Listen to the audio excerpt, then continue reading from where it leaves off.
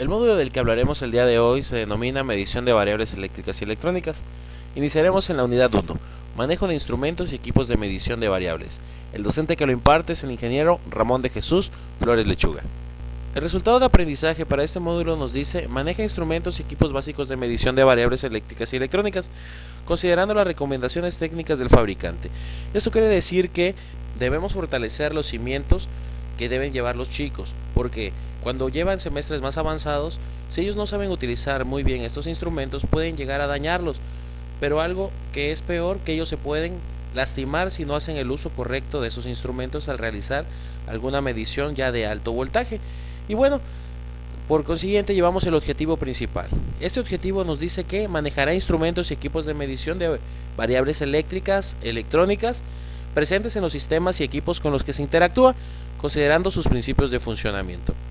Y bueno, tenemos algunas fuentes que la denominamos fuente de tu prepa en videos.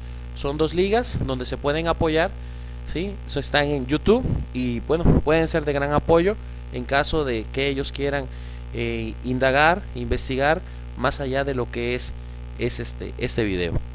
Y bueno, tenemos como introducción: la combinación de la electrónica digital y la analógica han hecho posible la invención de instrumentos de medición más precisos, exactos y más confiables. Y bueno, iniciaremos con la ley de Ohm.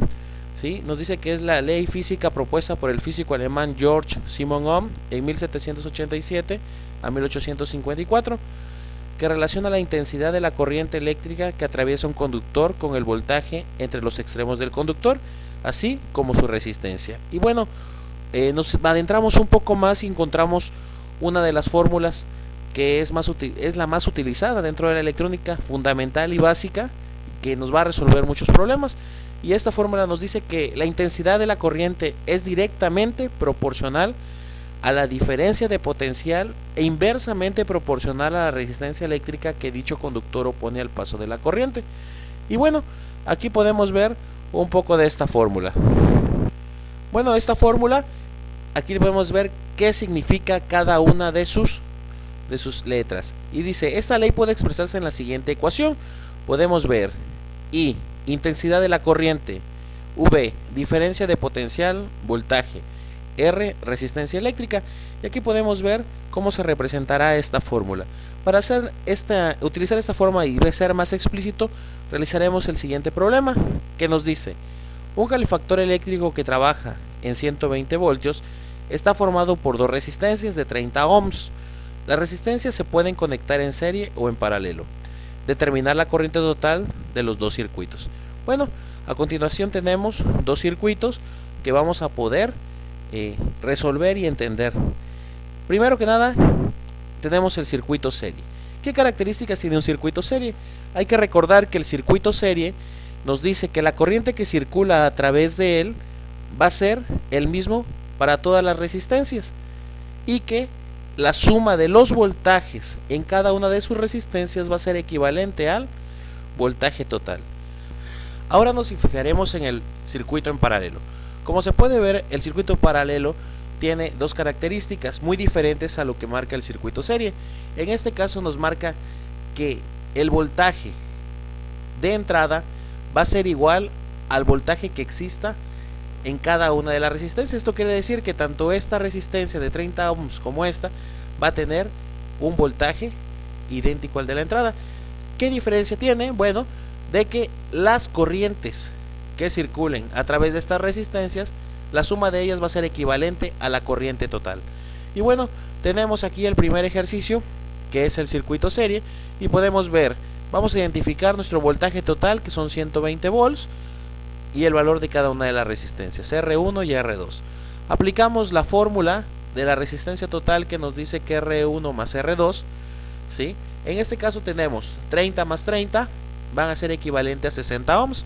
Aplicando la fórmula antes mencionada, que dice que la corriente total es igual al voltaje total sobre la resistencia total, sustituimos los valores y encontramos que es equivalente a 120 volts entre 60 ohms, nos va a dar una corriente total de 2 amperes.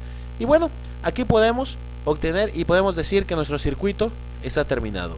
Ahora vamos a ver qué diferencia existe entre el circuito serie paralelo, resolviendo el siguiente circuito. Y bueno, aquí podemos encontrar que la alimentación tenemos 120 volts, 30 ohms y 30 ohms, pero ahora en paralelo. Si se pueden dar cuenta, podemos encontrar una fórmula muy diferente a la anterior. En este caso la fórmula nos marca que es 1 entre R1 más 1 entre R2.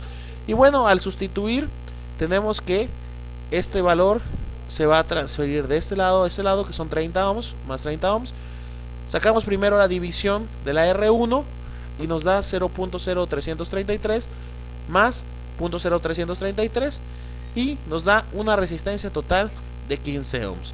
Sustituimos los valores para obtener la corriente y si se dan cuenta, ahora nuestra corriente es de 8 ohms. Ahí nos podemos dar cuenta que las características que existen entre un circuito serie y paralelo son muy diferentes. Una característica que es notable mencionar, que en un circuito en paralelo siempre nuestro resultado que tengamos en un circuito paralelo va a ser menor al valor de la resistencia de menor tamaño que exista dentro del circuito. Eso quiere decir que si acá tenemos, si tuviéramos 5 ohms, nuestra resistencia total va a ser menor que esa resistencia. O sea, tenemos que tener en cuenta eso, ¿sí? Y bueno, pasando a un circuito de mayor tamaño y de mayor jerarquía. Este circuito le conocemos como circuito mixto. Se le conoce como circuito mixto, ¿por qué? Porque estamos combinando una gran cantidad de resistencias tanto en serie como en paralelo. Esto nos va a llevar a tener un circuito de grandes dimensiones. Como pueden ver, estamos manejando 1, 2, 3, 4, 5, 6, 7, 8, 9, 10 resistencias. Podemos ver que al querer simplificar vamos a tener equivalencias. Aquí tenemos la equivalencia 1, equivalencia 2, equivalencia 3. Como vamos avanzando en el circuito, vamos a ir sustituyendo y vamos a iniciar. Aquí podemos ver el circuito total y podemos ver la I total que está circulando y nuestro voltaje total, que es equivalente a 12 volts. Cuando iniciamos, ¿sí?, la sustitución, podemos encontrar que la primera simplificación que estamos realizando es entre estas dos resistencias que se encuentran en paralelo. Aplicamos la fórmula antes mencionada y obtenemos 2.22 ohms. El siguiente paso, si podemos ver, aquí tenemos la equivalencia de esta sustitución. Y bueno, ahora tenemos un arreglo en serie. Aquí podemos ver la sustitución de los valores. Y bueno, así sucesivamente vamos a ir avanzando. Encontramos otras dos resistencias en serie, hacemos sus operaciones y nos da 4.22 ohms.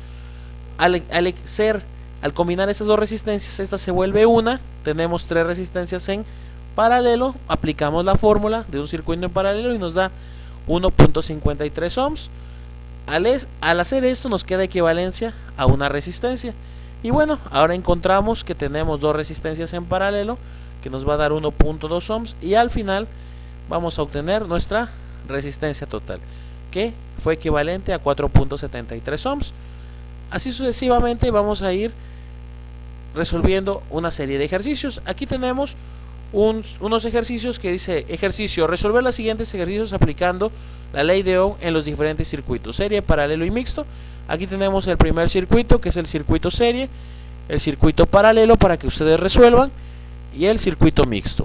Como pueden ver, están simulados en un software que se denomina Multisim, que en el siguiente video podré explicar paso a paso el funcionamiento para que ustedes puedan comprobar sus resultados. Y bueno, las conclusiones que tenemos de este primer video dice que la realización de estos ejercicios servirá al alumno a conocer la ley de Ohm y así poder identificar las diferentes magnitudes que son voltaje, corriente y resistencia, la cual servirá para la realización de mediciones en diferentes circuitos electrónicos. ¿Y qué justifica todo este módulo? Bueno, principalmente al iniciar con la ley de Ohm. Bueno, nos dice que el aprender a identificar las diferentes magnitudes de un circuito electrónico es de gran utilidad, ya que el alumno podrá realizar una medición en cualquier circuito que se le presente, ya que son necesarias para el manejo del multímetro. Bueno, podemos definir también agregando que a manejar estas unidades de medición nos va a servir como base principal para cualquier diagrama electrónico que nos presente en la vida diaria, ya que son los cimientos para generar un buen técnico en electrónica o un buen profesional en el manejo de equipos de medición. Bueno, de mi parte fue todo y me despido de ustedes. Con Alet Potrero 103, ingeniero Ramón de Jesús Flores Lechuga. Gracias.